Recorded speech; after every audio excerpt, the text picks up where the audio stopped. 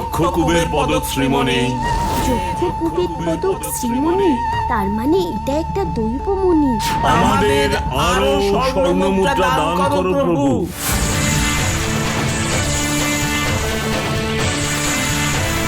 ওই দেখো ভাই, এই জন্যই ওরা এইভাবে দান করতে পারছে। এবার সারা পৃথিবীকে আমরা এই স্বর্ণ মুদ্রা দিয়ে কিনে নেব। এই মণি থাকলে আমাদের আর কোনো কিছুর প্রয়োজন নেই। মণিটা আমাকে দিয়ে দিন। কে কে তোমরা?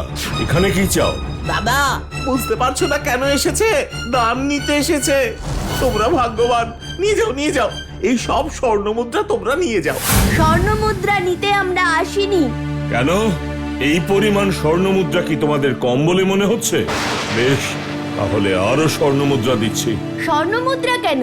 কুবেরের সব সম্পত্তি দিয়েও আপনি আমাদের ক্রয় করতে পারবেন না, তাই চুপচাপ এই মণিটা আমাদের দিয়ে দিন।